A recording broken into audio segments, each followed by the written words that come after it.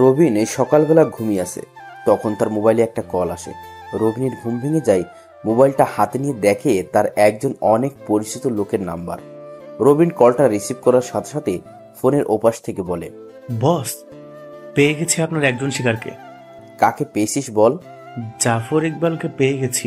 কি করব এখন বলেন? শোন রাজু, তুই ওকে আমাদের গোডাউনে নিয়ে যা, আমি আসতেছি সেখানে। ঠিক আছে বস, তাই করছি আমরা। এই বলে ফোন কেটে দেয় রাজু। আর রবিন শোয়া থেকে উঠে ফ্রেশ হওয়ার জন্য চলে যায়। আসুন, এর ভিতরে আপনাদেরকে সবকিছু খুলে বলি। রবিন বড়লোক বাবার বড়লোক ছেলে, টাকা পয়সার কোনো অভাব নেই। ভার্সিটির মেধাবী ছাত্রদের মধ্যেও একজন তিনি। তার বাবা রফিক সাহেব একজন এমপি। রবিনের পরিবারে ছিল মা, বাবা, বড় ভাই, ভাবি আর তাদের একটা ছেলে নীরব, নাম 1 বছর বয়স। আর রবিন, এই তাদের সুখের পরিবার। রবিনের মাঝে ছিল না কোনো বড়লোকের ভাব। সে সব সময় সাধারণভাবে চলাচল করতে পছন্দ করত। রবিনের বাবা এমপি হওয়ায় তাদের অনেক নাম ডাক ছিল এলাকায়। সাধারণ মানুষ তাদেরকে খুব ভালোবাসতেন। তার কারণও আছে। এলাকায় যত বিপদ বা যত ঝামেলা হতো সব রবিনের বাবা সামলে নিত খুব সুন্দরভাবে। মানুষের পাশে দাঁড়ানো কে কিভাবে আসে, না খেয়ে কে আসে, সব দেখাশুনো করতো সে। কিন্তু এটা তার বিরোধী দল সহ্য করতে পারতো না। রবিন ভার্সিটির একটা মেয়েকে ভালোবাসতো। মেয়েটা খুব সুন্দর ছিল, সেও রবিনকে ভালোবাসতো। তাই তাদের প্রেম ভালোবাসা খুবই ভালো চলতেছিল। একদিন রবিন ভার্সিটির মাঠে বসে আছে, তখন রুমি এসে রবিনকে বলে, রবিন, বাবা আমাকে তার বন্ধুর ছেলের সাথে বিয়ে দিতে চাই, তুমি কিছু একটা করো, আমি তোমাকে ছাড়া বাঁচবো না। তুমি কেঁদো না, আমি আসি তো, কিছু হবে না। আমি থাকতে তোমার অন্য কোথাও বিয়ে হতে দিব না। এটা মদ খায়, নেশা করে, ওকে আমার একদম ভালো লাগে না। তুমি প্লিজ কিছু একটা করো, বাবা না হলে আমাকে জোর করে বিয়ে দিয়ে দেবে। আচ্ছা, তুমি কান্না করো না, আমার সাথে আসো। কোথায় যাবো এখন আমরা? নিজের জীবনের চাইতেও বেশি বিশ্বাস করি। তুমি যেখানে নিয়ে যাবে আমাকে, আমি যাব, কিন্তু আমাকে ছেড়ে যাবে না, কথা দাও। রবিন রুমির চোখের জল মুছে দিয়ে কপালে একটা চুমু খেয়ে বলে, তোমাকে ভালোবেসেছি ছেড়ে যাওয়ার জন্য না, তোমার পাশে সারা জীবন থাকার জন্য। যত কিছু হয়ে যাক, আমি তোমাকে ছেড়ে যাব না, কথা দিলাম। রুমি রবিনের কথা শুনে ঠোঁটের কোণে একটু হাসি ফুটে ওঠে। রুমিও জানে রবিন তাকে ছেড়ে যাবে না কোথাও, কিন্তু তারপরও মনের ভিতরে একটা ভয় করতে থাকে। রবিন রবিন তার নিজের বাইকে উঠে রুমিকে উঠতে বলে রুমি উঠে পড়ে বাইকে। কেউ কোনো কথা বলতেছে না। রবিন বাইক নিয়ে আসে একটা বাড়ির সামনে, বাইক থামিয়ে রুমিকে বলে, এখন নামতে পারো তুমি। আমরা কোথায় এসেছি? এটা আমাদের বাড়ি, আমরা আমাদের বাড়িতে এসেছি। আমার না খুব ভয় করতেছে, যদি তোমার মা বাবা আমাকে মেনে না নেয়। আগে ভিতরে চলো, পরে বুঝতে পারবা তারা কেমন। এই বলে রবিন সামনে এগিয়ে যায়, আর রুমি ভয়ে ভয়ে রুবিনের পিছনে যায়। রবিন কলিং বেল দেওয়ার পর কাজের লোক এসে দরজা খুলে দেয়। রবিন রুমিকে নিয়ে বাড়িতে ঢুকে পড়ে। বাড়িতে রবিনের মা আর ভাবি বসে আছে, আর তার ভাই অফিসে গিয়েছে। তার বাবা তো রাজনৈতিক নেতা, তাই সবসময় কাজে বিজি থাকে। রবিন ভিতরে ঢোকার পরে তার সাথে রুমিকে দেখে রবিনের মা রবিনকে বলে, কে মেয়েটি? দেখতে অনেক সুন্দর। মা, ওকে আমি ভালোবাসি। বাবাকে কল দিয়ে বলো বাসায় আসতে, তখন সবাইকে বুঝিয়ে বলবো। আচ্ছা ঠিক আছে, তাহলে যা, ওকে তোর রুমে নিয়ে যা, ফ্রেশ হয়ে দুজনে নিচে আয়, আমি তোর বাবা আর তোর ভাইয়াকে আসতে বলি। ঠিক আছে মা, তবে বলো একটু তাড়াতাড়ি আসার জন্য, খুব জরুরি দরকার আছে। এই বলে রবিন রুমির হাত ধরে তার রুমে নিয়ে যেতে থাকে। আর রুমি তো এখনো ভয় পেয়ে আছে, সাথে অবাক হচ্ছে। এটা ভেবে রবিন তার মাকে বলে দিল তাকে ভালোবাসে, আর তার মা কিছুই বলল না। রবিন রুমিকে রুমে এনে বলে, এই যে ওয়াশরুম, তুমি যাও, ফেরেসে এসো। আচ্ছা, তখন তোমার মাকে এসব কথা বলতে তোমার ভয় করলো না? ভয় করবে কেন? মা জানে আমি কখনো কোনো ভুল কাজ করব না। মানুষ মানুষকে ভালোবাসতেই পারে, ভালোবাসার মানুষকে আপন করে নিতেই পারে। এখানে দোষের কিছু আছে? তোমার মা না খুব ভালো। আমারও বাবা অনেক ভালো, তাকে আমি বুঝিয়ে বললে তিনি বুঝতে পারবেন সবকিছু। তাই যেন হয়, না হলে কিন্তু আমি তোমাকে না পেলে সুইসাইড করব বলে দিলাম। এটা বলার সাথে সাথে রবিন রুমিকে টান দিয়ে শক্ত করে জড়িয়ে ধরে বলে, আর একটা উল্টো পাল্টা কথা বলবে না, তোমাকে আমি হারতে দিলে তো। সত্যি রবিন, আমি তোমাকে অনেক ভালোবাসি, তোমাকে ছাড়া আমি বাঁচবো না। আমি জানি তো পাগলি, আমি তোমাকে ছেড়ে কোথাও যাব না। তুমি যাও, এখন ফিরে শুয়ে আসো আগে। রুমি রবিনের মুখের দিকে তাকিয়ে মুচকি হেসে চলে যায়। ফ্রেশ হওয়ার জন্য কিছু সময় পর রুমি বের হয়, তারপর রবিন যেয়ে ফ্রেশ হয়ে নেয়। রবিন আসলে দুজনে নিচে নেমে যায়। নিচে নেমে দেখে রবিনের বাবা আর ভাইয়া এখনো আসেনি। রবিন রুমিকে তার মায়ের সামনে নিয়ে যায়। রবিনের মা যে কিছু বলতে যাবে তার আগেই রুমি তার পা ধরে সালাম করে। তিনি রুমিকে উঠিয়ে বলে, তোমার নাম কি মা? আন্টি, আমার নাম রুমি ইসলাম। বাহ, খুব সুন্দর নাম। কোন ক্লাসে পড়াশোনা করো তুমি? আপনার ছেলের সাথেই পড়াশোনা করি। আচ্ছা, বসো এখানে। আর এই হলো আমার বড় বৌমা, রবিনের বড় ভাইয়ের বউ। রুমি যেয়ে রবিনের ভাবির পায়ে সালাম করতে নিলে তিনি রুমিকে ধরে ফেলে, তারপর বলে, আমাকে এভাবে সালাম করতে হবে না বোন, আসো আমার পাশে বসো এখন। এতক্ষণ রবিন রুমির কাণ্ড দেখেছে দাঁড়িয়ে দাঁড়িয়ে। এবার রবিন তার মাকে বলে, মা, বাবা আর ভাইয়াকে ফোন করেছো? করেছি, তারা চলে আসবে এক্ষুনি। তুই বস এখানে। ভাবি নীরব কোথায়? ঘুমিয়ে আছে, এতক্ষণ খেলা করেছে, এখন ঘুমিয়ে আছে। ও ঠিক আছে তাহলে। তো কতদিন হলো তোমাদের প্রেম ভালোবাসা? রুমি লজ্জা পেয়ে যায় এমন কথা শুনে। তখন রবিন তার ভাবিকে বলে, প্রায় 4 বছর হবে। ভালো, এতদিন প্রেম ভালোবাসা চালিয়ে গেছো আর ভাবিকে বললে না?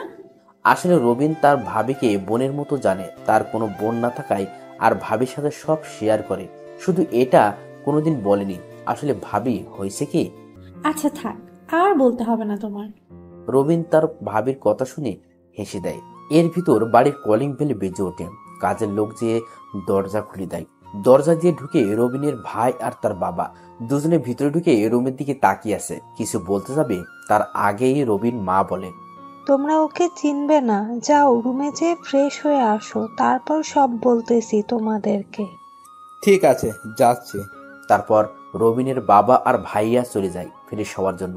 কিছু সময় পর রবিনের বাবা নিচে নেমে আসে। তার পিছনে দিয়ে রবিনের ভাইয়াও নীরবকে কোলে করে নিয়ে আসে। রবিন নীরবকে দেখে হাত বাড়িয়ে দেই কোলে নেওয়ার জন্য। নীরব সাথে সাথে রবিনের কোলে ঝাঁপিয়ে পড়ে। তখন রবিনের ভাবি হাসতে হাসতে বলে, আমি বুঝি না নীরব রবিনের জন্য এত পাগল কেন। রবিনকে দেখলেই হলো, তার কোলে যাবেই। এটা হলো আমার জাদু ভাবি। তোমরা সবাই বসো, রবিন তোমাদের সাথে কিছু কথা বলবে। রবিন, তুই তোর কথা বলা শুরু কর। রবিন তার মায়ের কথা শুনে রুমির দিকে প্রথমে তাকায়, দেখে রুমি ভয়ে মাথা নিচু করে বসে আছে। তখন রবিনের বাবা বলে, হ্যাঁ, তুই বলা শুরু কর, কি বলবি? বলবো, তার আগে বলে নেই আমার কথার মাঝে কেউ কোনো কথা বলবে না, যা বলার পরে বলবে। ঠিক আছে, তুই বল, তোর কথার মাঝে কেউ কোনো কথা বলবে না। প্রথমেই বলে নেই, ও হলো রুমি ইসলাম। আমরা একে অপরকে ভালোবাসি প্রায় 4 বছর হবে। ও আমার সাথেই পড়াশুনো করে, বাসা এই জায়গায়। ওর বাবার নাম মিজান চৌধুরী, ছোট একটা ব্যবসা করে। তিনি তার বন্ধুর ছেলের সাথে ওকে বিয়ে দিতে চায়। ছেলেটা নাকি নেশা করে, তাই ও আমাকে বলল আমি কিছু একটা করার জন্য। আমি ওকে খুব ভালোবাসি, তাই সোজা বাসায় নিয়ে আসি। এখন আমি ওকে বিয়ে করতে চাই। যদি বলো বিয়ের পর ওকে খাবার পোশাক দেওয়ার জন্য আমাকে কাজ করতে হবে, তাও আমি রাজি আছি। কিন্তু ওকে আমি হারাতে পারবো না। ওর মাঝে কোনো স্বার্থ নেই। ওর চোখে আমি আমার জন্য সত্যিকারের ভালোবাসা দেখেছি, তাই আমি ওকে হারাতে চাই না। এখন তোমরা বলো তোমাদের মতামত কি, আর তোমরা এখন আমাদের জন্য কি করতে পারবে ওটা বলো। রবিন এটা বলে চুপ করে যায়, মাথা নিচু করে বসে আছে। তার বাবা কিছু সময় ভেবে বলে, কাউকে ভালোবাসা তো আর দোষের কিছু না। যে যাকে ভালোবাসে সে তাকে পেতে চাইবে, কিন্তু কোনো তার বাবা মেয়েকে একটা নেশা করা ছেলের সাথে বিয়ে দিতে চায়, এটা আগে জানা দরকার। বাবা, হয়েছে তো, মেয়েকে ইচ্ছে করে খারাপ দিকে ঠেলে দিবে নাকি? আমার মনে হয় আমাদের তার বাবার সাথে কথা বলা প্রয়োজন। তুমি কি বলো? আমি কি এখন কথা বলবো তার বাবার সাথে? রবিনকে উদ্দেশ্য করে তার বাবা কথাটা বলল। রবিন চুপ করে কিছু একটা ভেবে বলে, বাবা, তুমিও ঠিকই বলেছ। তাই আমি বলি কি, তুমি কথা বলো, তার সাথে দেখো তিনি কি বলে। মা, তোমার বাবার ফোন নাম্বারটা আমাকে দাও দেখি। রুমিকে উদ্দেশ্য করে বলল। রুমি একটু ভয় পেয়ে যায়। ভয়ে ভয়ে রবিনের দিকে প্রথম তাকায় রবিন তাকে ইশারায় বলে দেওয়ার জন্য। তাই রুমি ভয়ে ভয়ে নাম্বার দিয়ে দেয় রবিনের বাবাকে। রবিনের বাবা সেই নাম্বারে ফোন দেওয়ার পর একজন লোক ফোন ধরে বলে, আসসালামু আলাইকুম, কে বলছেন? ওয়ালাইকুম আসসালাম, আপনি কি মিজান চৌধুরী বলছেন? জি, আমি মিজান চৌধুরী বলছি, কিন্তু আপনি কে? আমি এমপি আব্দুল কাদের বলতেছি। আপনি নিশ্চয়ই আমাকে চিনেন। চিনি, কিন্তু আপনি আমাকে কেন ফোন দিয়েছেন? আপনার মতো এত বড় একজন লোক আমাকে কেন ফোন দিতে পারে? আপনি কি কষ্ট করে আমার বাড়িতে আসতে পারবেন? তাহলে আমি গাড়ি পাঠিয়ে দিচ্ছি। এমপি সাহেব, সমস্যা নেই, আমি আসতেছি, গাড়ি পাঠানোর কোনো দরকার নেই।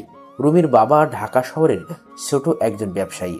তারও মোটামুটি নামডাক আছে ভালো। পরিবারে আছে রুমির একটা ছোট ভাই, রুমির মা বাবা। আচ্ছা, ঠিক আছে, তাহলে আপনি আসেন, আমি আপনার জন্য অপেক্ষা করতেছি বাড়িতে। এই বলে কল কেটে দেয় রবিনের বাবা। রুমির বাবা রবীন্দ্রের বাড়ির চিনে, তাই আর কোনো সমস্যা হয় না তার। কিছু সময়ের ভিতর সে চলে আসে। দরজা দিয়ে ঢোকার পরে নিজের মেয়েকে দেখে অবাক হয়ে যায়।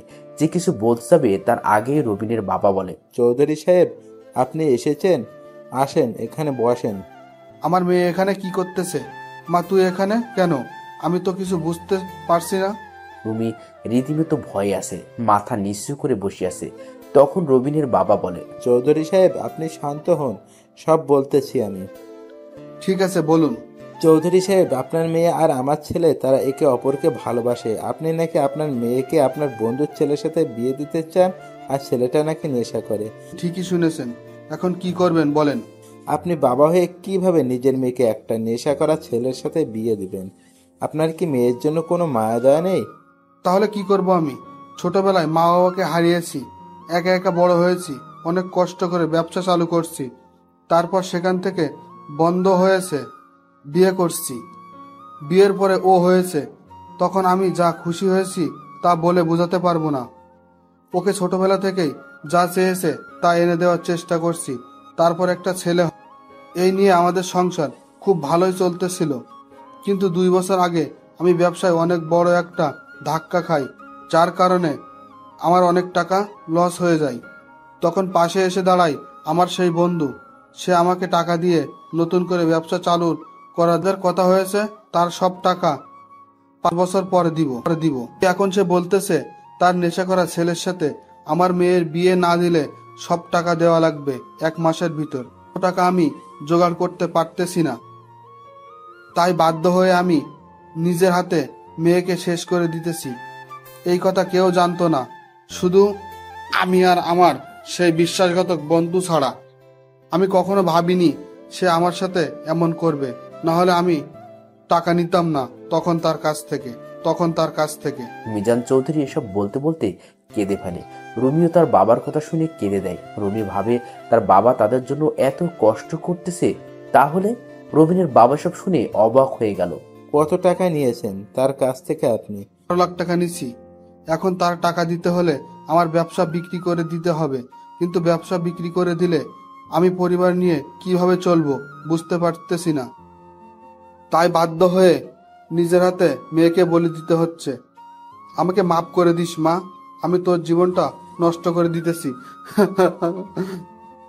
বাবা, আমি তোমার বন্ধুর ছেলেকেই বিয়ে করব, তুমি কোনো টেনশন করো না, চলো। আর রবিন, আমার হয়তো তোমার কাছে কোনো ক্ষমা নেই, কিন্তু আমার কিছুই করার নেই। আমি আমার পরিবারের জন্য বিয়েটা করা প্রয়োজন, পারলে আমাকে মাফ করে দিও। আমি তোমাকে কষ্ট দিতে চাইনি, তোমাকে পাওয়ার জন্য ভালোবেসেছি, কিন্তু আমাদের ভালোবাসাটা আমার জন্য পূর্ণতা পেল না। দোয়া করি আমার থেকেও ভালো একজনকে তুমি পাবে, আমাকে তুমি মাফ করে দিও। রুমি এসব বলে কান্না করতে করতে বাড়ি থেকে বের হয়ে যায় দৌড়ে। তার পিছনে পিছনে তার বাবাও বের হয়ে যায়। রবিন পুরো অবাক নির্বাক হয়ে বসে আছে। বাড়ির সবার চোখে পানি টলমল করতেছে। রবিনের কোনো হুঁশ নেই। বাড়ির সবাই রবিনের দিকে তাকিয়ে আছে। রবিনের চোখ পেয়ে পানি গড়িয়ে পড়তেছে। রবিন ভাবতেও পারেনি তার সাথে এমন কিছু ঘটবে। রুমির ও কি দোষ যে পরিবার তাকে ছোট থেকে তিলে তিলে এতটুকু বড় করেছে, আর আজ সেই পরিবার এত বিপদের মুখে যদি তার ভালোবাসার বিনিময়ে সেই বিপদ কেটে যায় তাহলে তার আর কি করার থাকবে। অবশ্যই পরিবারের পাশে তার থাকা দরকার।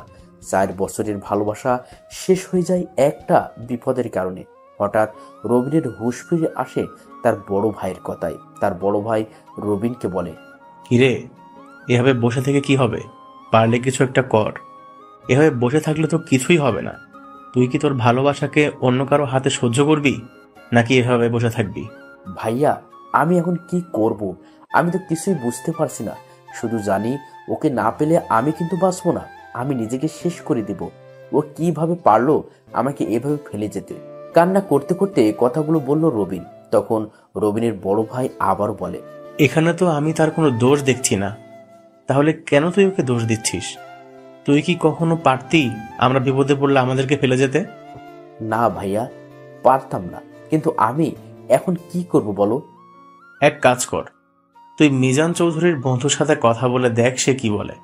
যদি কোনো মতো তাকে হাতে আনতে পারিস তাহলে রুমি তোর হয়ে যাবে ইনশাল্লাহ। কিন্তু তাকে এখন আমি কোথায় পাবো ভাইয়া? বাবা, আমি খোঁজ করে দেখতেছি। এখন তুই রুমে গিয়ে একটু রেস্ট নে, যা।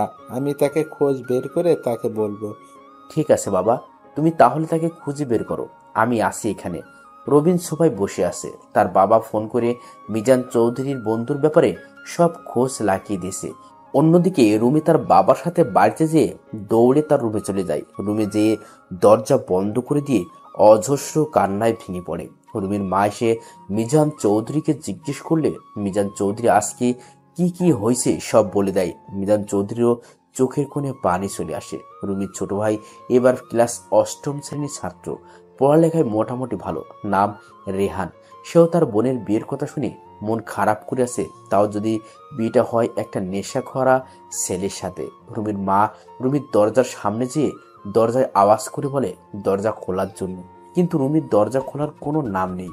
রুমির মাও কান্না করতেছে মেয়ের ভালোবাসার কথা শুনে। তিনি ভাবতেছে আজ তাদেরকে সুখী করার জন্য তার মেয়ে নিজের ভালোবাসাকে মাটি চাপা দিয়ে একটা নেশা করা ছেলেকে বিয়ে করার জন্য রাজি হয়ে গেছে। রুমি বিছানায় শুয়ে শুয়ে কান্না করতেছে শুধুমাত্র রবিনের জন্য। সে রবিনকে চিরকালের জন্য হারাতে বসেছে। এই জন্য সে কি পারবে রবিনকে ছাড়া থাকতে? কিন্তু কি করবে, পারতো তো হবেই, না হলে যে তার পরিবার ধ্বংস হয়ে যাবে। রুমি কান্না করতে করতে চোখে ঘুম চলে আসে, তাই ঘুমিয়ে যায়। রুমির বাবা এসে রুমির মাকে নিয়ে যায় রুমে। রুমি বাবা দীর্ঘ নিঃশ্বাস, তার মেয়ে তাদেরকে বিপদের মুখে ফেলে কোনো অঘটন ঘটাবে না এই দিকেও রবিনকেও সবাই বুঝিয়ে শুনিয়ে রুমে নিয়ে যায়।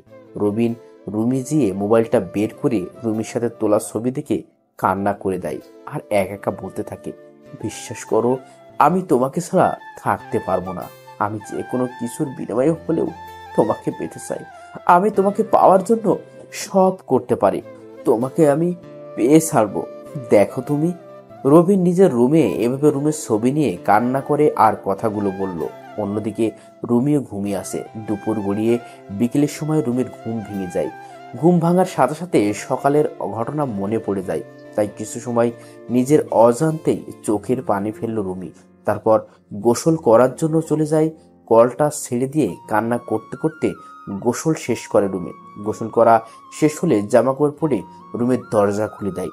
দরজা খোলার সাথে সাথে রুমির মা দৌড় যেয়ে রুমিকে জড়িয়ে ধরে কান্না করতে করতে বলে, মা তুই ঠিক আছিস তো? এমন কেউ করে নাকি? তুই দরজা বন্ধ করাতে আমরা কত ভয় পেয়ে গিয়েছি তুই জানিস? মা ছাড়ো, আমি একদম ঠিক আছি, আমার কিছুই হয় নাই। এই দেখো। মা চল কিছু খেয়ে নে, সেই সকাল থেকে তো কিছুই খাসনি তুই। মা আমার এখন কিছুই ভালো লাগতেছে না, আমি এখন কিছুই খাবো না। 4 দিন পর তোর বিয়ে ঠিক করেছে ছেলের বাবা, তখন তো কিছুই খাবি না। তাই এখন থেকে কিছু খেয়ে নে, না হলে যে আমার গলা দিয়েও খাবার নামবে না।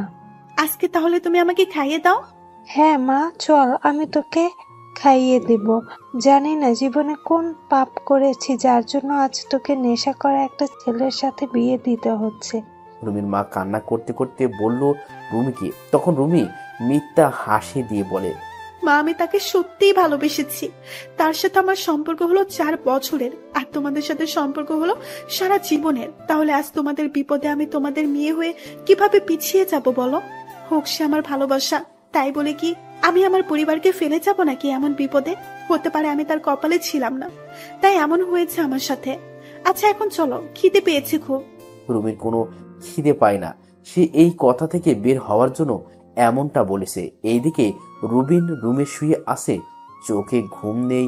তখন রুবিনের ভাবি এসে তাকে বলে, রবিন, তুমি কি ঘুমিয়ে আছো? না ভাবি, ঘুমায়নি। কিছু বলবে নাকি? আচ্ছা তাহলে নিচে আসো, বাবা তোমাকে ডাকতেছে।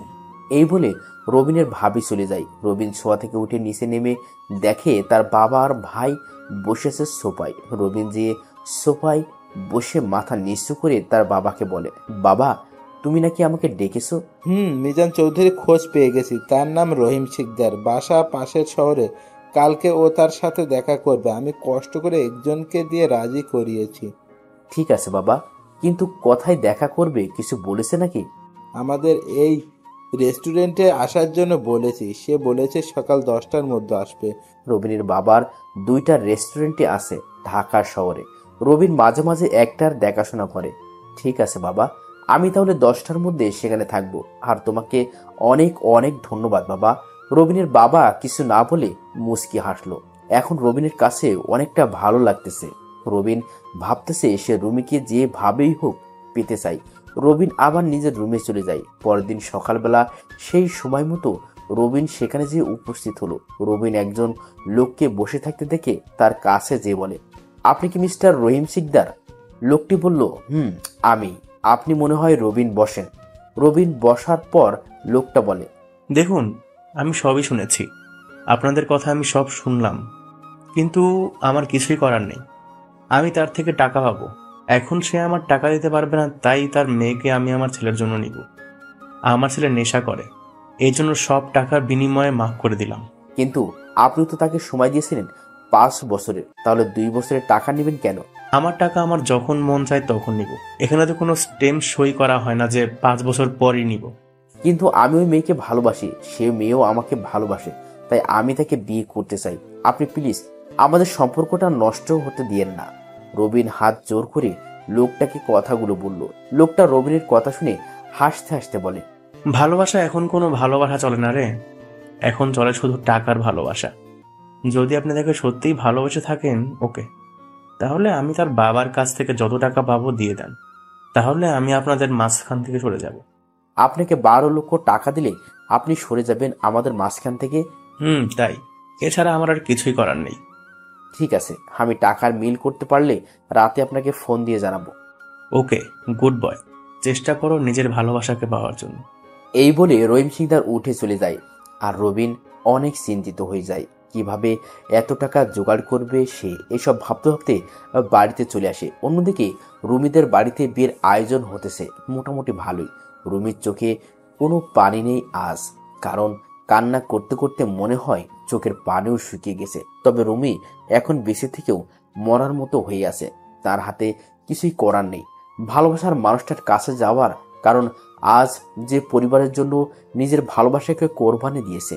দিন চলে যায়, রাত হয়ে যায়, এভাবে চলে আসে বিয়ের দিন। রুমিকে বিয়ের পোশাকে বউ সাজিয়ে বসিয়ে রেখেছে। রুমির কোনো হেলদোল নেই, মুখে কথা নেই। রুমির মা বাবারও মন খারাপ, ছোট ভাইটাও কোনো আনন্দ করে না। বিয়ের সাজে বাড়িটা মোটামুটি ভালোই সাজানো হয়েছে। সকাল থেকে পাক শাক করে শেষ করেছে, দুপুর গড়িয়ে বিকেল হবে, কিন্তু বর আসার খবর নেই। সবাই পড়ে যায় টেনশনে। রুমির বাবা অনেক চিন্তিত হয়ে তার বন্ধুর মোবাইলে কল দেওয়ার পর তারা জানায় এ বিয়ে হবে না, তার ছেলেকে এখানে বিয়ে করাবে না। রুমির বাবা এটা শুনে আরো বেশি চিন্তিত হয়ে যায়। সে এখন কি করবে না করবে কিছুই ভাবতে পারতেছে না। এখন তার মেয়েকে কে বা বিয়ে করবে, এসব ভেবে চিন্তায় পড়ে যায়। আবার মনে মনে একটু খুশিও হয় নেশা করা ছেলের সাথে মেয়ে বিয়ে দিতে না পেরে। মুহূর্তের মধ্যে এই কথা সবাই জেনে যায়। রুমি এসব শুনে অনেক খুশি হয়ে যায়। মানুষ বলাবলি করতেছে রুমি নাকি অপায়া। রুমির নাকি চরিত্র খারাপ, এটা জেনে ওরা বিয়ে করতে আসে নাই। জানেন তো, মানুষ একটা শুনলে আরেকটা বানিয়ে বলতে পছন্দ করে বেশি। আমাদের সমাজের মানুষের কারণে অনেক সম্পর্ক নষ্ট হয়ে যায়, তাই সবার মন মানসিকতা বদলানো দরকার। হঠাৎ কিছু গাড়ি আসার শব্দ শুনি সবাই বাইরের দিকে আগ্রহ নিয়ে তাকায়। রুমির বাবা মানি মিজান চৌধুরী এক মনে সেই দিকে তাকিয়ে আছে। গাড়ি এসে এক জায়গায় থামানো হয়। সবাই তাকিয়ে আছে কে আসছে এটা ভেবে। একটা গাড়ি থেকে নেমে আসে রবিনের বাবা আর ভাইয়া। তাদেরকে দেখে রুমির বাবা তাদের কাছে যেয়ে বলে, আসসালামু আলাইকুম, আপনারা এখানে? ওয়ালাইকুম আসসালাম। আমরা বিয়েতে এসেছি। কিন্তু বিয়ে তো হবে না, তারা ফোন দিয়ে জানিয়েছে তার ছেলেকে নাকি এখানে বিয়ে করাবে না। আমরা জানি, আর সেজন্যই তো আমরা এসেছি আপনার মেয়েকে আমাদের বাড়ির বউ করে নিতে। প্লিজ আর না করবেন না, এখন তাহলে মান সম্মান সব চলে যাবে। ঠিক আছে, তাই হবে। প্রয়োজনে আমি আমার দোকান বিক্রি করে ওর টাকা দিয়ে দিব। যেহেতু আমার মেয়ের নিবে না, তাহলে তো টাকা দেওয়াই লাগবে। আচ্ছা আসুন ছেলেকে নিয়ে। বিআই সাহেব, আপনার টাকার চিন্তা করতে হবে না, আমরা সব মিটিয়ে দিয়ে এসেছি এখানে। সব টাকা আপনার জামাই দিয়েছে, বিনিময়ে তাকে আপনি মন ভরে দোয়া করবেন তারা যেন সুখী হতে পারে সারা জীবন। কি আপনারা কেন আমার টাকা দিয়েছেন? আমার ছেলে কি আপনার ছেলে হতে পারে না? আর ছেলে হয়ে বাবার বিপদে না এগিয়ে আসলে এটা কেমন দেখায় বলেন? রুমির বাবা রবিনের বাবার কথা শুনে আর কিছু বলতে পারলো না। তার চোখে পানি চলে আসে। রবিনের ভাই যে রবিনকে গাড়ি থেকে নামিয়ে আনে। আচ্ছা তাহলে আপনাদের কি আগের কি ঘটনা হয়েছে ওটা বলি। সেদিন রবিন টাকা কিভাবে জোগাড় করবে এসব ভাবতে ভাবতে বাড়িতে চলে যায়। বাড়িতে যাওয়ার পরে তার বাবা বলে, এসেছে তাহলে কি কথা হলো তার সাথে? বাবা সে রুমিকে দেওয়ার জন্য রাজি হয়েছে, কিন্তু বিনিময়ে তাকে। বিনিময়ে কি চাইছে? বাবা বিনিময়ে সে তার পুরো টাকা পেতে চায়। মানে আমি তাকে 12 লাখ টাকা দিতে পারলে রুমিকে আমার করে দিবে এটা বলেছে। কি বলিস? এখন এত টাকা কোথায় পাবো আমরা? বাবা আমি একটা কথা বলতাম, যদি তুমি মনোযোগ দিয়ে শুনতে। কি বলবি বল, আমাকে এত ভয় পেতে হবে না। মানে বাবা বলেছিলাম যে তুমি তো আমার জন্য ব্যাংকে 15 লাখ টাকা রেখেছো বাইরে পড়াশোনা করাবে বলে। সেখান থেকে যদি 12 লাখ টাকা দিতে তাহলে ভালো হতো। আমার বাইরে পড়াশোনা করার দরকার নেই, এখানে বাকি 2 বছর পড়বো, কিন্তু আমি রুমিকে চাই, না হলে আমি বাঁচবো না। ওকে আমি খুব ভালোবাসি বাবা। দেখ বাবা, তোমার জন্য রেখেছি তোমার পড়াশোনার জন্য। এখন তুমি যদি বাইরে পড়াশোনা না করে এখানে পড়তে চাও তাহলে ওটা তোমার ব্যাপার। আর তুমি তোমার টাকা দিয়ে কি করবে করো, আমার কোনো সমস্যা নেই। আমি জানি তুমি খারাপ পথে টাকা নষ্ট করবে না। মেয়েটাকে আমাদেরও পছন্দ হয়েছে, খুব শান্তশিষ্ট একটা মেয়ে। আর তাছাড়াও এটা তোমার লাইফের বিষয়। আমি তোমার ভাইয়াকে ফোন করে বলতেছি টাকা নিয়ে আসতে। এই বলে রবিনের বাবা রবিনের ভাইকে ফোন করে বলল টাকা নিয়ে আসতে। রবিনের ভাই অফিস থেকে আসার সময় টাকা নিয়ে এসেছে। রাতে রবিন রহিম সিকদারকে ফোন করে বলল দেখা করার জন্য। রহিম সিকদারও দেখা করলো সেই আগের জায়গায়। রবিন টাকা নিয়ে সেখানে যেয়ে তাকে বলে, এই নেন আপনার টাকা। আরেকটা কথা, আপনি ওদেরকে বলবেন না যে বিয়ে হবে না আপনার ছেলের সাথে। বিয়ের দিন দুপুরে ফোন করে বলবেন যে আপনি আপনার ছেলেকে এখানে বিয়ে করাবেন না। কিন্তু কেন আর আপনি করবেন না তাকে বিয়ে? বিয়ে আমি করব, শুধু প্রথম একটু ওদের ভয় দেখাবে। বিয়ের দিন দুপুরে ওরা আপনার সাথে কথা বলার পর সবাই হতাশ হয়ে যাবে, তখন আমরা সেখানে যাব আর বিয়ে করে নিব। শুধু আপনি কষ্ট করে এই কাজটা করে দেবেন প্লিজ। রবিনের কথায় লোকটা রাজি হয়ে যায়। আর তারপর থেকে এভাবে নাটক করে এসেছে। এখন কি হলো তা তো আপনারাই জানেন। ওই মুহূর্তের মধ্যে সবাই হতাশ থেকে বের হয়ে আসে। রুমির কানে এই কথা যাওয়ার পরে সে খুশিতে কান্না করে দেয়। অবশেষে রবিন আর রুমির বিয়ে হয়ে যায় সব নিয়ম কানুন মেনেই। এখন রবিন দাঁড়িয়ে আছে বাসর ঘরের সামনে। তার ভিতরে যেতে বুক কাঁপতেছে। অনেকটা সাহস নিয়ে ভিতরে ঢুকলো রবিন। ভিতরে ঢুকে দেখে রুমি মাথায় ঘোমটা দিয়ে বসে আছে। রবিন মুচকি হেসে একটু কাশি দিল। রুমি শুনে একটু নড়েচড়ে বসে। তারপর রবিন সামনের দিকে এগিয়ে যায়। খাটের কাছে যাওয়ার পরে রুমি নেমে আসে রবিনের পায়ে হাত দিয়ে সালাম করে। রবিন রুমিকে তুলে বলে, তোমার অজু আছে নামাজ পড়ার জন্য? আছে। তোমার আছে নি? আমারও আছে, চলো তাহলে নামাজ পড়ে নেই এখন। তারপর তারা দুজন তাদের বিবাহ জীবনের জন্য 2 রাকাত নফল নামাজ পড়ে নিল। নামাজ পড়া শেষে দুজনে খাটে চলে যায়। খাটে যেয়ে কি করে না করে এটা সবাই বুঝে এবং জানে, তাই এখানে আমি সময় নষ্ট করতে চাই না, তাহলে গল্পের মজা যাবে গিয়ে। আমি তার ভয়ঙ্কর অতীত নিয়ে কথা বলবো এখন, মানে আসল ঘটনা। বিয়ে 3 মাস চলে যায়, সবাই হাসি খুশি, দুই পরিবার অনেকে আনন্দ আছে, সবার আনন্দ যেন শেষ নেই। রবিন আর রুমিও পড়াশোনা চালিয়ে যেতেছে, দেশে পড়াশোনা করে। এর ভিতর তারা দুজন দুজনকে আরো বেশি ভালোবাসতে শুরু করেছে। একদিন বিকেলবেলা রবিন রুমিকে বলল, আজকে একটু তোমাকে নিয়ে বের হব, চলো রেডি হয়ে নাও। ঠিক আছে, আমি রেডি হচ্ছি, তবে আজকে বের হলে কিন্তু আমাকে নিয়ে অনেক ঘুরতে হবে। ঠিক আছে, তাই হবে, আমি মাকে একটু বলে আসতেছি। এই বলে রবিন নিচে চলে আসে। এসে দেখে তার মা বাবা আর ভাবি নীরবকে নিয়ে বসে আছে। রবিন যাওয়ার সাথে সাথে নীরব রবিনের কোলে চলে আসে। রবিন তাকে কোলে নিয়ে সবাইকে বলে, মা বাবা, আমি একটু রুমিকে নিয়ে বের হব। ঠিক আছে, যাস, সমস্যা নেই, তবে সাবধানে থাকবি। ওকে, ঠিক আছে, তাহলে আমি আসতেছি। ভাবি, নীরবকে রাখো। রবিন নীরবকে তার ভাবির কোলে দেওয়ার সময় কান্না করে দেয় নীরব, আর রবিনকে ঝাপটিয়ে জড়িয়ে ধরে আসে। এটা দেখে বাড়ির সবাই হেসে দেয়। রবিনের ভাবি রবিনকে বলে, বুঝতে পারছি, আজকেও ও তোমাকে ছাড়বে না। কি করার, তুমি ওকে সাথে করে নিয়ে যাও। দেখো না, কান্না করতেছে। কিন্তু ভাবি, যদি পরে কান্না করে আর আমাদের যদি আসতে লেট হয়ে যায়? আরে কান্না করবে না, তুমি তো ওকে আরো নিয়েছো অনেক জায়গায়, আর ও তোমার কাছে থাকলে কোনো কান্না করবে না, আমি জানি। তবে একটু চেষ্টা করো যেন তাড়াতাড়ি বাড়িতে আসতে পারো। রবি নীরবকে আরো ছোট থেকেই জায়গায় জায়গায় নিয়ে যেত, এমনকি ভার্সিটিতেও নিয়ে গেছে কয়েকবার। রবিনের ভাবির কথা শুনে রবিনের বাবা বলে, তুমি ওকে নিয়ে যাও, ও একটু তোমাকে বেশি ভালোবাসে মনে হয়। তোমাকে দেখলে তো কারো কাছে থাকেই না, তোমার কাছে চলে যায়। আচ্ছা, তাহলে তোমরা রেডি হও, আমরা নীরবকে তোমার রুমে নিয়ে রেডি করিয়ে বের হয়ে পড়ো। রবিন তার বাবার কথা শুনে তার ভাবিকে বলে, ভাবি, তুমি নীরবের জামা কাপড় নিয়ে আসো, আমি ওকে রুমে নিয়ে যেতেছি তাহলে। এই বলে রবিন নীরবকে তার রুমে নিয়ে যায়। রুমে যে দেখে রুমের রেডি হওয়া প্রায় শেষ।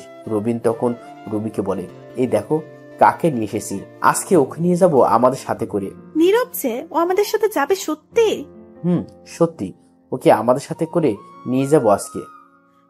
তাহলে তো ওকে রেডি করাতে হবে, আর সবাইকে বলবো এটা আমার ছেলে, আমার বাবাটা। নীরবকে চুমু খেয়ে হাসি মুখে বলল রুমিন। রবিন তার কথায় হেসে দেয়। তখন রবিনের ভাবি এসে বলে, ছেলে আমার, আর তুমি বলো তোমার। ছেলেটাও রবিনের পাগল, কেউ বলবেই না যে এটা আমার সন্তান। রবিনের ভাবির কথায় রবিন মুচকি হাসে, আর রুমি একটু ভয় পেয়ে যায়। সে ভাবছে রবিনের ভাবি রাগ করে কথাটা বলেছে, তাই সে বলে, ভাবি, তুমি রাগ করো না, আমি মজা করে বলেছি। বোন, তুমি ভয় পেও না, আমিও মজা করছি। আর আমার ছেলে মানে তোমারও ছেলে, কোনো সমস্যা নেই। আসলে নীরব রবিনকে ছাড়া কিচ্ছু বোঝে না, তাই বলছি। আর তুমি সবাইকে বলো ও তোমার ছেলে, কোনো সমস্যা নেই। রবিনের ভাবি হাসতে হাসতে কথাগুলো বলল। রুমিও তার কথায় খুশি হয়ে যায়। তারপর নীরবকে রেডি করিয়ে রবিন রেডি হয়ে নেয়। বের হয়ে যায় তাদের একটা গাড়ি নিয়ে। রবিন গাড়ি চালাইতেছে আর রুমি তার পাশে বসে আছে। নীরব রুমির কোলে বসে আছে, তবে প্রথমে রুমির কোলে যেতে চাই না, অনেক কষ্ট করে দিয়েছে তার কোলে। অনেকক্ষণ পরে রবিন একটা পার্কের সামনে গাড়ি থামায়। সেখানে নেমে রবিন নীরবকে কোলে নেয়। তারপর তারা পার্কের ভিতরে একটা সুন্দর জায়গায় যেয়ে বসে। নীরবকে চকলেট কিনে দিয়ে রুমি আর রবিন কথা বলতেছে বসে বসে, আর নীরব রবিনের কোলেই। অনেকক্ষণ সেখানে থাকার পরে রবিন রুমিকে বলে, অনেক তো বসেছিলাম, চলো ফুচকা খেয়ে সে এখন। এটা তো আমার প্রিয় খাবার, তুমি না বললেও আমি তোমাকে জোর করে নিয়ে যাব। আচ্ছা চলো তাহলে। আমি জানি তো এটা তোমার প্রিয়, তাই তো বললাম। রুমি রবিনের কথা শুনে মুচকি হাসলো। তারপর তারা চলে যায় একটা ফুচকার দোকানে। সেখানে যেয়ে রবিন 2 প্লেট ফুচকা অর্ডার করে। কিছু সময়ের মধ্যে চলে আসে। রবিন আর রুমি ফুচকা খেতেছে। নীরব রবিনের পাশে বসে আছে, সে চকলেট খেতেছে আর রবিনের মুখের দিকে তাকিয়ে আছে। রবিনের 1 প্লেটের সাথে রুমি 3 প্লেট খেয়ে ফেলছে। অবশেষে রবিন সব বিল মিটিয়ে রুমিকে বলে, একটু পরে সন্ধ্যা হয়ে যাবে, তো তাই চলো এখন একটু তোমাদের বাড়ি থেকে ঘুরে আসি, তারপর বাড়িতে চলে যাব, কি বলো? এই বলে তারা গাড়িতে যেয়ে বসে। সেই আগের মতো করে গাড়ি চলতেছে। গাড়ি চলতে চলতে রুমিদের বাড়ির সামনে চলে আসে তারা। তারপর গাড়ি থেকে নেমে দরজার সামনে যেয়ে কলিং বেল চাপ দেয় রুমি। কলিং বেল দেওয়ার কিছু সময় পর দরজা খুলে দেয় রুমির ভাই। রুমির ভাই রুমিকে দেখে অবাক হয়ে বলে, আপু, তুমি এই সময়? তাও আবার না বলে চলে এসেছো। কেমন আছো তোমরা? ভালো আছি, তুই কেমন আছোস? আমিও ভালো আছি ভাইয়া। আসেন, ভিতর আসেন আপনারা। তারপর রবিন আর রুমির ভিতরে ঢোকার পরে রুমির ভাই যেয়ে তার মা বাবাকে ডেকে নিয়ে আসে রুম থেকে। তারা নিচে নামার পরে রুমি ও রবিন তাদেরকে সালাম করে। তারা সালাম নিয়ে অবাক হয়ে বলে, রে মা, তোরা এসেছিস এই সময়? কোনো সমস্যা নাকি? না বাবা, কোনো সমস্যা না। আসলে একটু ঘুরতে বের হয়েছিলাম, তাই একটু তোমাদের সাথে দেখা করে যাব ভাবছি, এই জন্যই চলে আসলাম। ভালো করছিস মা। তো ওকে সাথে করে নিয়ে এসেছো? ও কান্না করবে না মাকে না ফেলে? না, ও কান্না করবে না। আসলে ও তোমাদের জামাইকে ফেলে চলে, আর কিছু লাগে না। তাহলে ভালো। আচ্ছা বাবা, এসেছো যখন, তাহলে কিন্তু রাতের খাবার আমাদের এখান থেকে খেয়ে যেতে হবে। কিন্তু বাবা, তাহলে তো অনেক রাত হয়ে যাবে। আমরা অন্য এক সময় এসে থেকে যাব কিছুদিন, কিন্তু আজকে পারবো না বাবা। তা ঠিক। আচ্ছা তাহলে বসো, তোমাদের জন্য নাস্তার ব্যবস্থা করতেছি, অন্তত এটা খেয়ে যাও। আচ্ছা ঠিক আছে বাবা। রবিনের কথা শুনে মিজান চৌধুরী খুশি হয়ে রুমির মাকে বলে নাস্তা রেডি করার জন্য। রুমির মা ওদের জন্য নাস্তা রেডি করলো। নাস্তা দেওয়ার পর একসাথে সবাই নাস্তা করে নিল। তারপর কথা বলতে বলতে আরো সময় চলে যায়। রাত 8টা বেজে গেছে। এর ভিতর নীরবও ঘুমিয়ে গেছে রবিনের কোলে। তারপর রবিন আর রুমি ওদের কাছে বলে বাড়ির দিকে রওনা দেয়। রবিন নীরবকে রুমির কোলে দিয়ে সে গাড়ি চালাতেছে, আর নীরব ঘুমিয়ে আছে রুমির কোলে। রুমি রবিনকে বলে, তোমাকে অনেক ধন্যবাদ আমাকে এখানে নিয়ে আসার জন্য। ধন্যবাদ দেওয়ার কিছু নেই, তোমার খুশি আমার খুশি। রবিন আর রুমি কথা বলতে বলতে বাড়ির সামনে চলে আসে। তখন রাত বাজে প্রায় 9টা। রবিনদের বাড়িটা হলো একলা বাড়ি, মানে আশেপাশে তেমন একটা বাড়ি নেই। আর রবিন আর রুমি গাড়ি থেকে নেমে যায়। রুমির কোলে নীরবকে দিয়ে হাঁটা ধরে। দরজার সামনে সে কলিং বেল চাপ দিবে, এমন সময় রবিন দেখে দরজা মনে হয় খোলা। তাই রবিন আস্তে দরজাটা ধাক্কা দেয়। ধাক্কা দেওয়ার সাথে সাথে দরজা খুলে যায়, কিন্তু ভিতরে পুরো অন্ধকার। এটা দেখে রবিন আর রুমি ভয় পেয়ে যায়। রবিন নিজের মোবাইলটা হাতে নিয়ে লাইট জ্বালিয়ে নেয় আগে। তারপর রুমির এক হাত ধরে ভয়ে ভয়ে ঘরে ঢুকে যায়। বাড়ির লাইটের সুইচটাই হাত দিয়ে লাইট জ্বালিয়ে পিছনে ফিরে জোরে চিৎকার করে ওঠে রবিন। রবিনের চিৎকার শুনে রুমি পিছনে ফিরে, আর সাথে সাথে রুমিও চিৎকার করে ওঠে, কারণ বাড়ির পাখার সাথে 2টা লাশ ঝুলতেছে। আর 2টা লাশ বাড়ির ফ্লোরে পড়ে আছে। বাড়ির সবকিছু ভাঙচুর করা। রবিন আর রুমি চিৎকারে নীরব জেগে যায়। নীরব জেগে কান্না করতে থাকে, আর রুমিও ফ্লোরে ধাপ করে বসে পড়ে। রবিন একই জায়গায় দাঁড়িয়ে তার মা বাবার লাশের দিকে তাকিয়ে আছে। তার মা বাবার লাশ পাখায় ঝুলতেছে, আর তার ভাই ভাবির লাশ ফ্লোরে পড়ে আছে। তার বাবা মায়ে যে মারা গেছে এটা পুরো বুঝে যেতেছে, কারণ দুজনের নিথর দেহ ঝুলতেছে, কোনো নড়সড় নেই। রবিন ঠাই একইভাবে তার মা বাবার দিকে তাকিয়ে আছে, আর চোখ থেকে টপ টপ করে পানি পড়তেছে। নিচে হঠাৎ একটা চাপা আওয়াজ পেয়ে রবিন আর রুমি ভয় পেয়ে যায়। ভালোভাবে তাকিয়ে বুঝতে পারে রবিনের ভাইয়ের কাছ থেকে আওয়াজটা আসতেছে। রবিন সাথে সাথে তার ভাইয়ের কাছে যায়, আর রুমিও নীরবকে নিয়ে যায়। সেখানে যায় রবিন যে বলে, ভাইয়া তুমি বেঁচে আছো, কিচ্ছু হবে না তোমাদের, আমি এসে গেছি, তোমাকে এখন হসপিটাল নিয়ে যাব আমি। আমাকে কোথাও নিতে হবে না, আমি বাঁচবো না। তুই আমার একটা শেষ ইচ্ছে রাখবি? বল, কথা দে আমায়। কি কথা ভাইয়া, বলো, আমি রাখবো। তুই নীরবকে নিজের ছেলে হিসেবে দেখবি আজ থেকে। কখনো ওকে বুঝতে দিবি না যে ওর মা বাবা মারা গেছে, সে এতিম। সে যেন সারা জীবন জেনে যায় তোরা দুজনের বাবা মা। আর আমাকে পারলে মাফ করে দিস।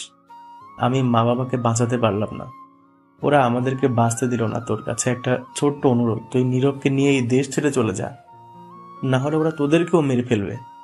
ওরা আমার সামনে আমার মা বাবাকে মেরে ফেললো, আর আমি কিছু করতে পারলাম না। ওই জাফর ইকবালরা আমাদেরকে বাঁচাতো।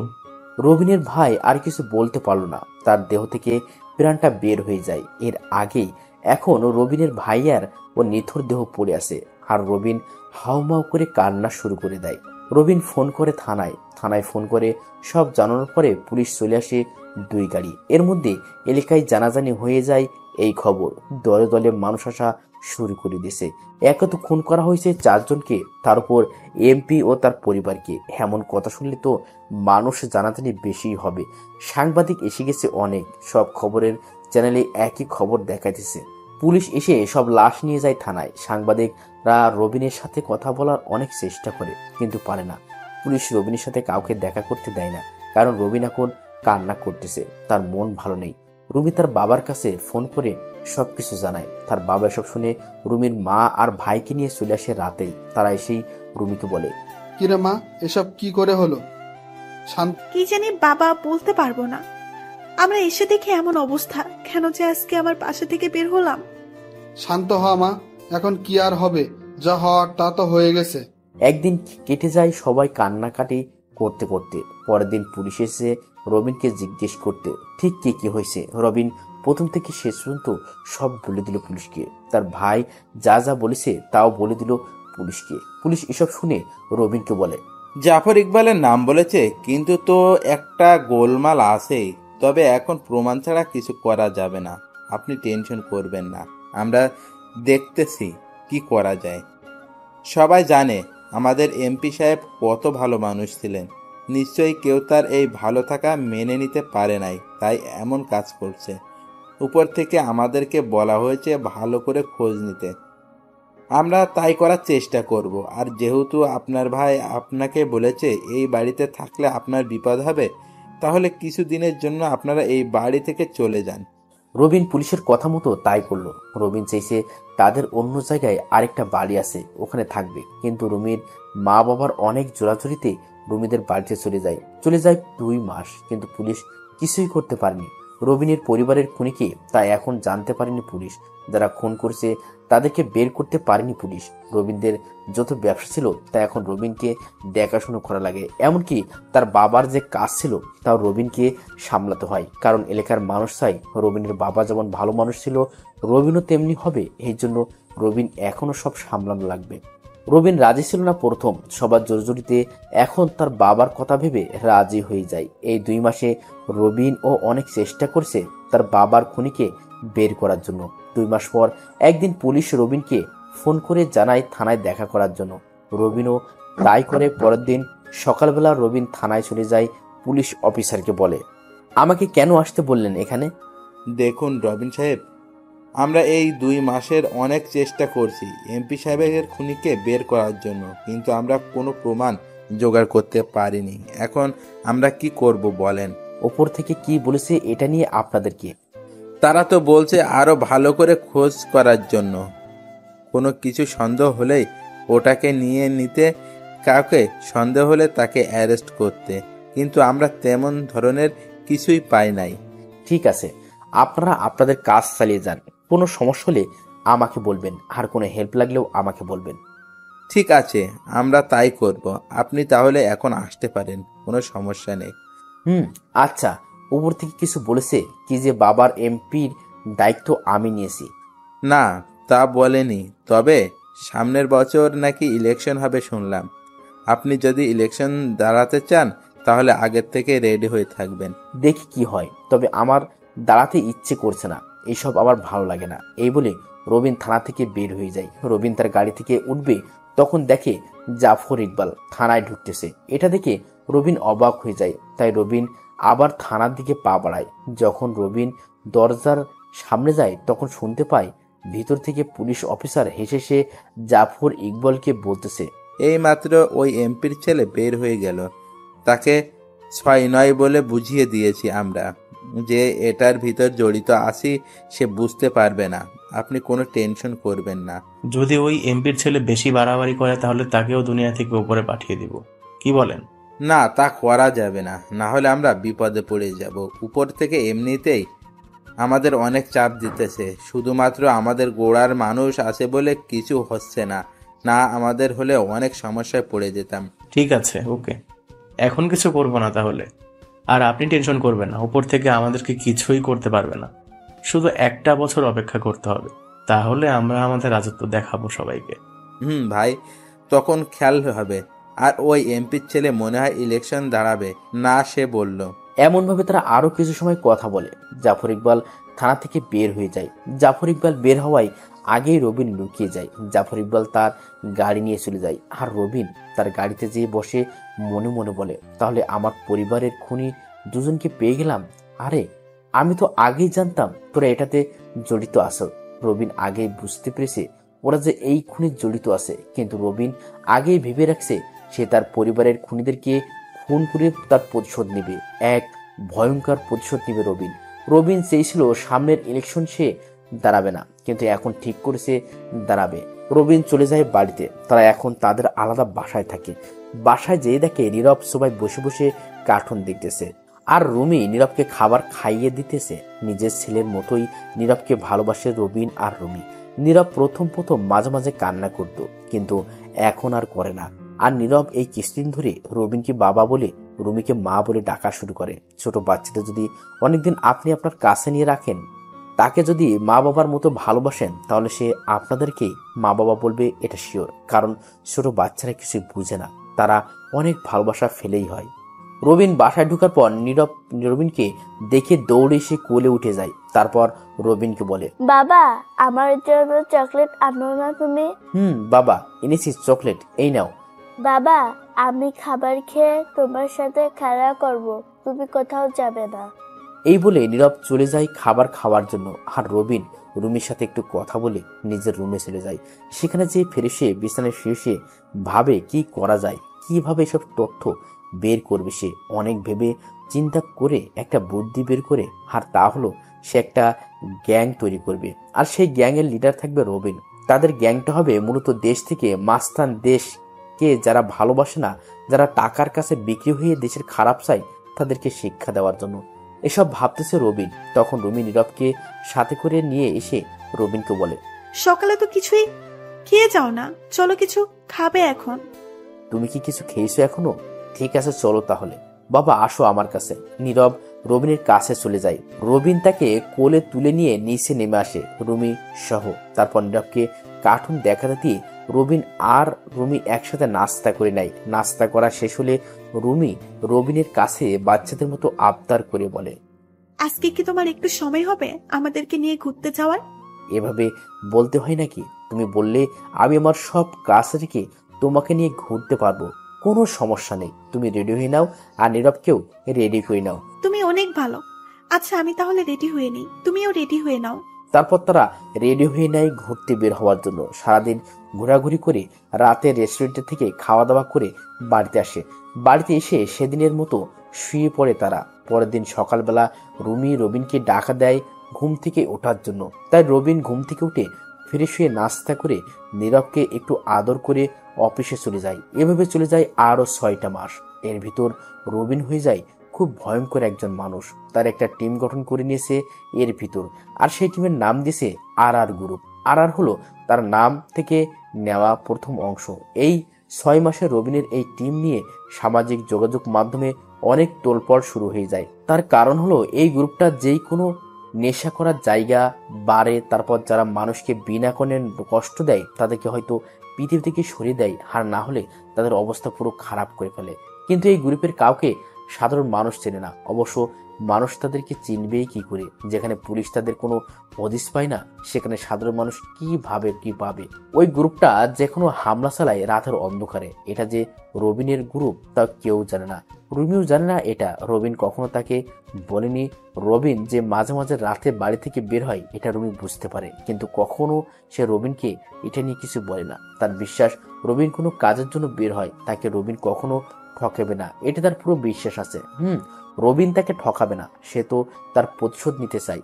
যে মা বাবা ছোট থেকে এত বড় করেছে, যে বড় ভাই তাকে এত ভালোবাসতো, যে ভাবি তাকে নিজের ভাইয়ের মতো করে ভালোবাসতো, তাদের খুনের প্রতিশোধ নিতে চায় এখন রবিন। এতদিন সেই এমনিতেই খারাপ কাজের প্রতিবাদ করেছে, এখন সে তার প্রতিশোধ নিতে চায়। আর সেই জন্য রবিন তার কাছের একজন লোক মানে রাজুকে বলল জাফর ইকবালকে ধরে আনতে। আর রাজুও তাই করলো, জাফর ইকবালকে ধরে নিয়ে আসছে তাদের আস্তানায়। আজকে রবিন খুব খুশি, তার কারণ আজকে তার প্রথম টার্গেট সফল হতে চলেছে। এতদিন তো রবিনের আগের জীবনে কি ঘটেছে তা বললাম, এখন তাহলে কি ঘটতে চলেছে তা বলি। রবিন ফিরে সে বের হয়ে রেডি হয়ে নেয় প্রথমে। তারপর নিচে নেমে দেখে রুমি নীরবকে খাবার খাইয়ে দিতেছে। রবিন যাওয়ার পরে রুমি তাকে বলে, কি ব্যাপার, আজকে মনে হয় একটু তাড়াতাড়ি ঘুম থেকে উঠলে? কোথাও যাবে নাকি? একটা কাজ আছে। আচ্ছা আমাকে নাস্তা দাও, এখন খিদে পেয়েছে আমার। দেখেছো তো ওকে খাবার খাওয়াচ্ছি, তাহলে আমাকে কেন বলতেছো তুমি? নাও এখানে তো সবই রাখা আছে। ও, ভুলে হয়ে গেছে বউ, তুমি ওকে খাওয়াও, আমি আমার খাবার নিয়ে নিতেছি। এটা আজকে না, রবিন প্রায় সময় নিজের খাবার নিজে নিয়ে খায়, আর এতে রবিনের কোনো আপত্তি নেই। আর তাছাড়া রবিন রুমির কাজেও সাহায্য করে মাঝে মধ্যে। রবিন এক প্লেটে অনেকগুলো খাবার নেয়, তারপর রুমির কাছে এসে বসে রুমিকে বলে, তুমি তাকে খাইয়ে দাও, আমি তোমাকে খাইয়ে দিচ্ছি, চুপ করে খাবে, কোনো কথা বলবে না কিন্তু। ওকে ঠিক আছে জনাব, তাই করুন। এখন ভালো মেয়ের মতো হা করো, আমি খাইয়ে দিতেছি তোমাকে। বউয়ের সাথে একসাথে খাবার খাওয়া, একই প্লেটে খাবার খাওয়া, এগুলো অনেক ভালো কাজ। এগুলো হলো মহব্বত। সবাই বউয়ের আবদার পূরণ করার চেষ্টা করুন, বউকে সময় দিন, এসব ইসলামের দৃষ্টিতে অনেক ভালো। রবিন রুমিকে আস্তে আস্তে খাইয়ে দিতেছে, সে নিজেও খেতেছে। তখন নীরব রবিনকে বলে ওঠে, বাবা, তুমি কি শুধু আম্মুকে খাওয়াইয়ে দিবে, আমাকে দিবে না খাওয়াইয়ে? দিব তো, আসো বাবার কোলে আসো, তুমি বাবার হাতে খেতে চাও, এটা বললেই তো বাবা তোমাকে খাইয়ে দেবে। নীরবের এমন কথা শুনে রুমি হেসে দেয়। তারপর রবিন নীরবকেও খাবার খাইয়ে দেয়। সে বাড়ি থেকে বের হয়ে যায়, তার গাড়ি নিয়ে সোজা চলে যায় তার গোডাউনে। সে নিজেই গাড়ি চালিয়ে গেছে সেখানে। গোডাউনে যেয়ে দেখে তার লোকজন সবাই বসে আছে, তবে কাউকে দেখে বোঝা যাচ্ছে না এরা যে এত ভয়ঙ্কর। সবাই একদম সাধারণ মানুষের মতো চলাচল করে। রবিন গোডাউনে ঢোকার সাথে সাথে সবাই তাকে সালাম করে। রাজু এগিয়ে এসে রবিনকে বলে, বস, ওকে চেয়ারের সাথে বেঁধে রেখেছে, চলেন দেখবেন তাকে আপনি। দেখবো তো অবশ্যই। তার আগে সবাই নিজের মুখ ঢেকে নাও, কাউকে যেন সে চিনতে না পারে। বস, তাই হবে। আর আপনি আসার আগেও আমরা তার কাছে গিয়েছি মুখ ঢেকে। তারপর এক একে সবাই নিজের মুখ ঢেকে নেয়। তারপর একসাথে সবাই জাফর ইকবালের সামনে যেয়ে দাঁড়ায়। জাফর ইকবাল তো এভাবে সবাইকে দেখে ভয় প্যান্ট নষ্ট করার মতো হয়ে গেছে। সে যে কিছু বলবে তার উপায় নেই, কারণ তার মুখে কাপড় দিয়ে বেঁধে রেখেছে। রবিন জাফর ইকবালের সামনে একটা চেয়ারে নিয়ে বসে পড়ে। তারপর জাফর ইকবালের মুখ থেকে কাপড় সরানোর জন্য বলে। একজন যে কাপড় সরিয়ে দেয়। কাপড় সরানোর সাথে সাথে জাফর ইকবাল ভয়ে ভয়ে বলে, তোমরা কারা? কেন আমাকে ভাবে ধরে এনেছো? এখানে কি চাও তোমরা? আস্তে আস্তে তোর সব কথার উত্তর দিতেছি, শান্ত হ তুই। আমরা কারা জানতে চাস? তাহলে শোন, আমরা হলাম আর গুরু। তোদের মতো জানোয়ারদের প্রাণ নেওয়া আমাদের কাজ। কি কি বলছেন?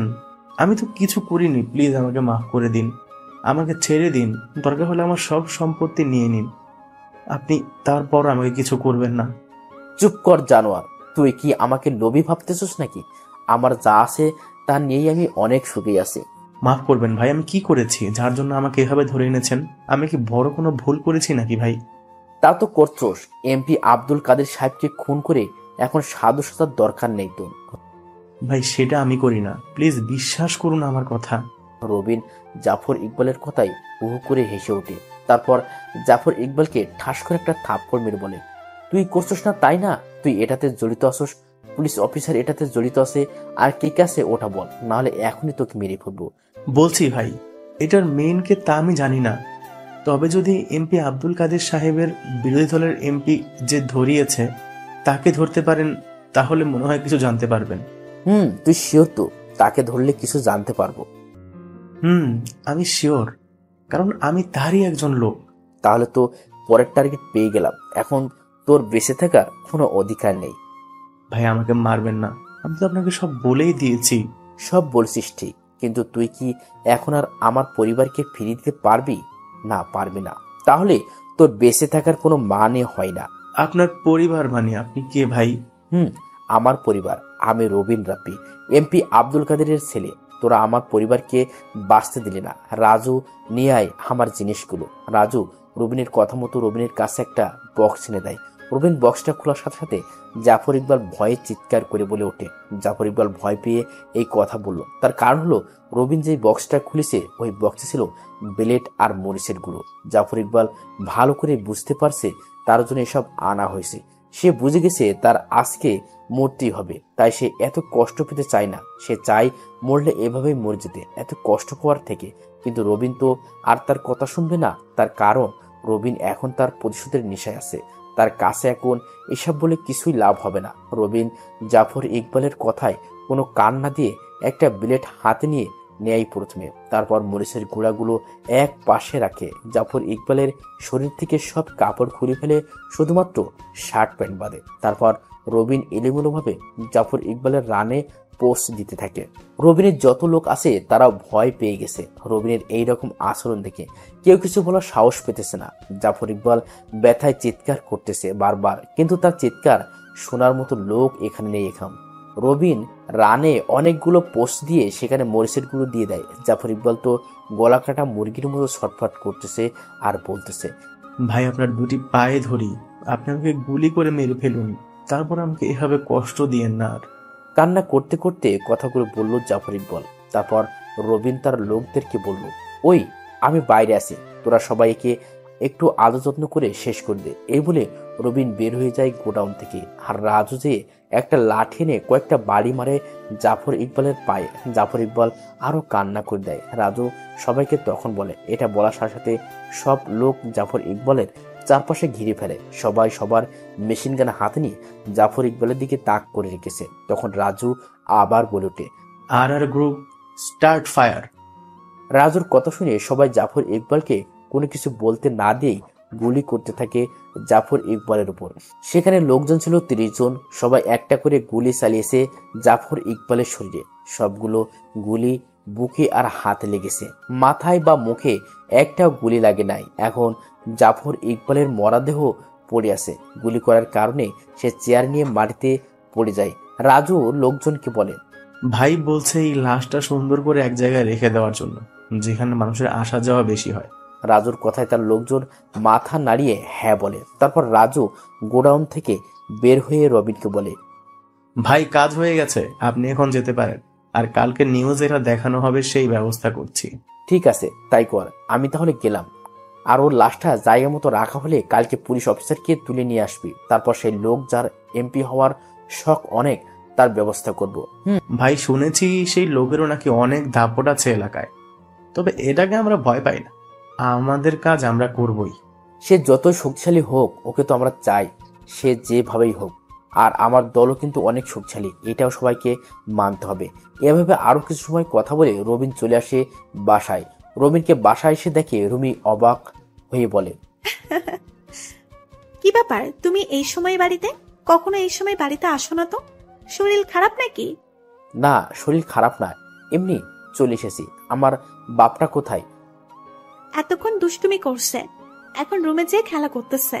ও আচ্ছা, তাহলে এখন তুমি কি করো? কি আর করব, মহারাজের জন্য খাবার তৈরি করতেছিলাম।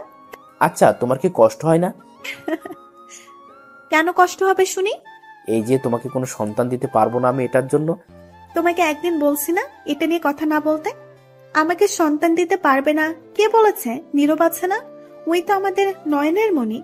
ওই কি আমাদের সন্তান না? নীরবকে আমি সারা জীবনের জন্য নিজের সন্তান হিসেবে দেখে আসবো। আর এখানে তোমার দোষ কি বলো? তুমি তো অনেক চেষ্টা করেছো এটা নিয়ে, আর আমি তোমার থেকে যে ভালোবাসা পেয়েছি এটাই অনেক।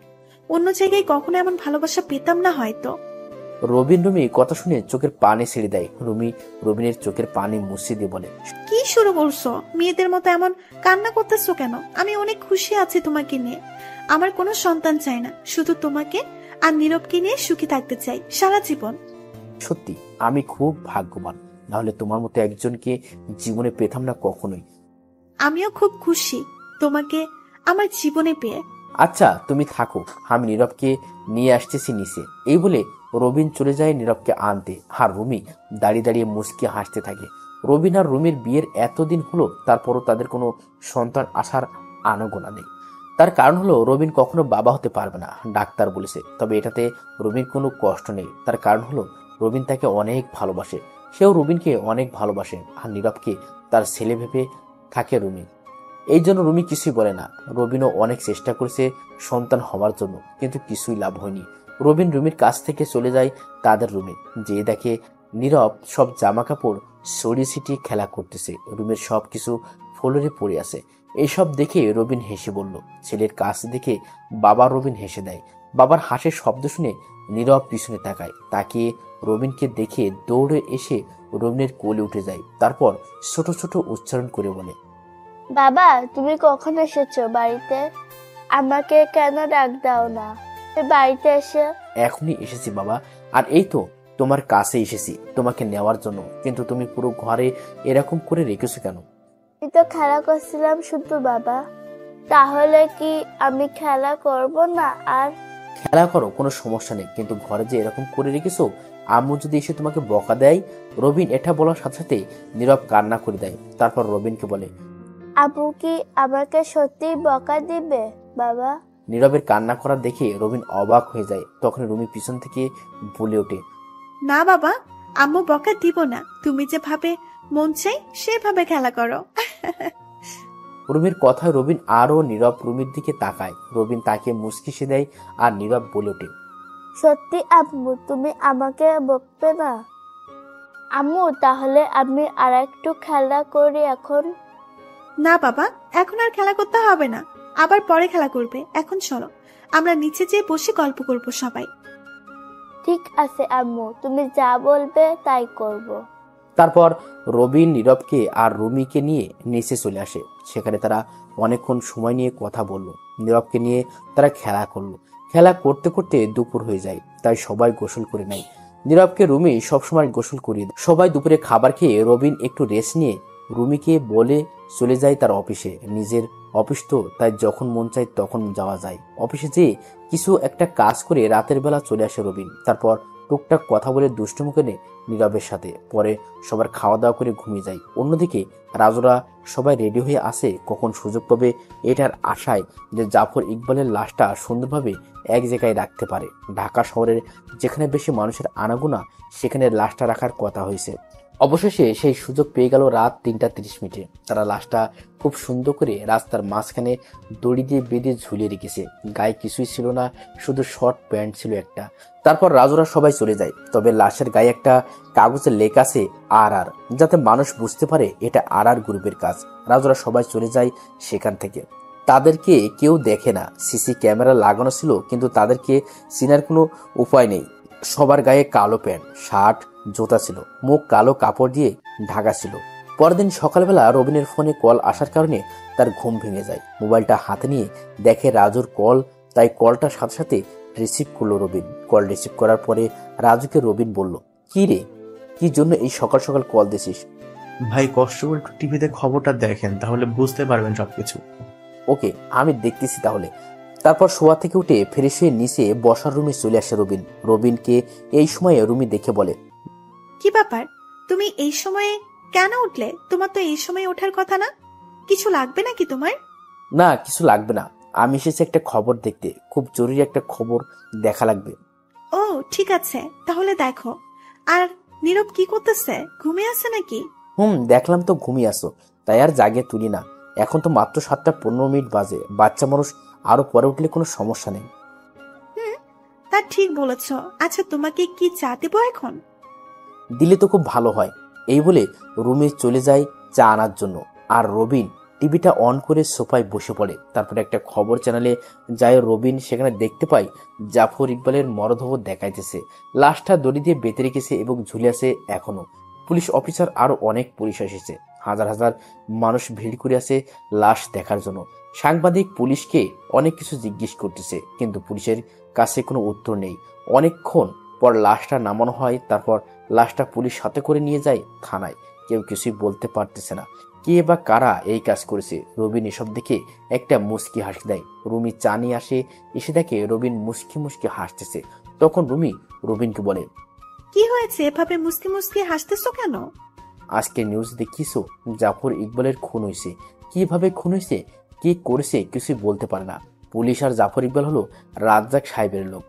আমার জানা মতে ওরা খুব খারাপ লোক ছিল, আর সেই কারণে মনে হয় কেউ এভাবে ওকে মেরে ফেলেছে।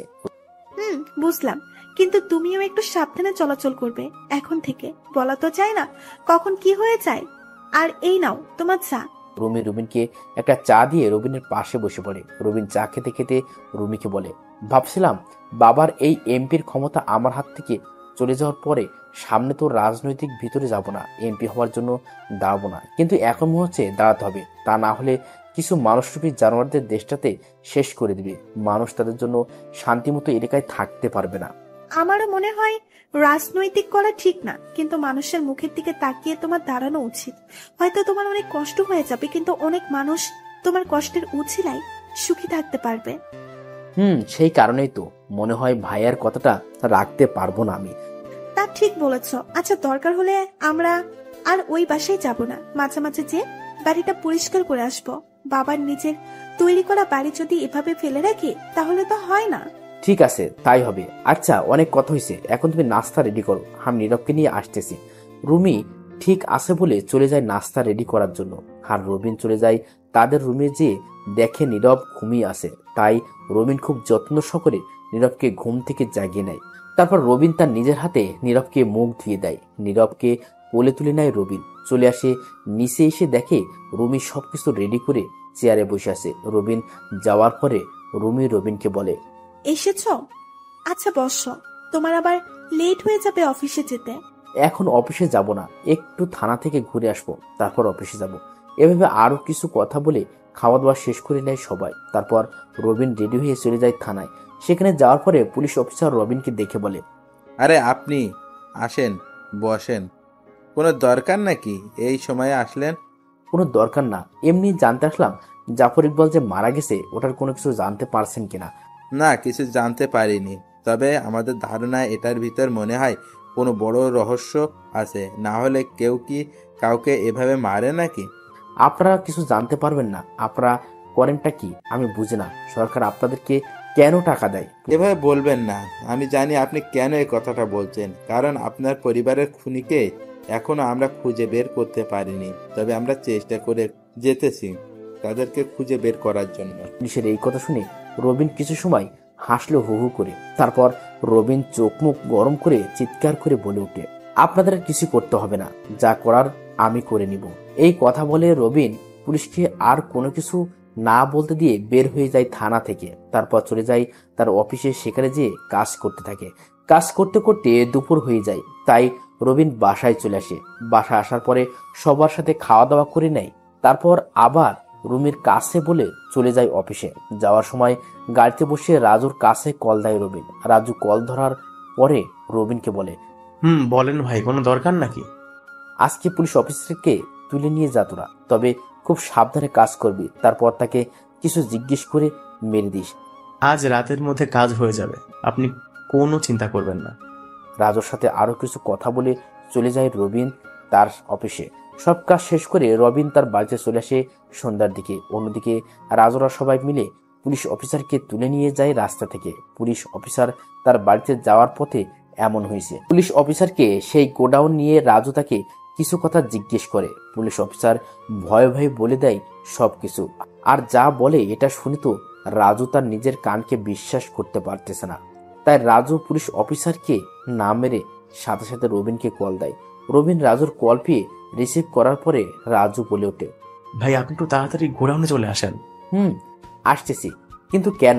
সেটা না হয় আপনি আপনার নিজের কানে পুলিশ অফিসারের কাছে থেকেই শুনবেন। ওকে, তাহলে আমি আসতেছি এখনই, তোরা ওর খেয়াল রাখতে থাক। রবিন কল কেটে চলে যায় গোডাউনে। আসার সময় রুমির কাছে বলে এসেছে তার একটা জরুরি কাজ আছে। গোডাউনে যাওয়ার পরে রাজু তাকে পুলিশ অফিসারের কাছে নিয়ে যায়।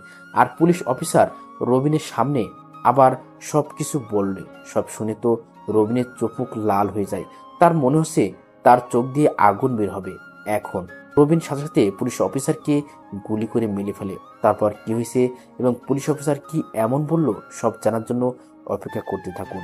পরবর্তী পর্ব খুব দ্রুতই আপলোড করা হবে। ধন্যবাদ সবাইকে। গল্পটি কেমন হয়েছে অবশ্যই কমেন্ট বক্সে কমেন্ট করবেন।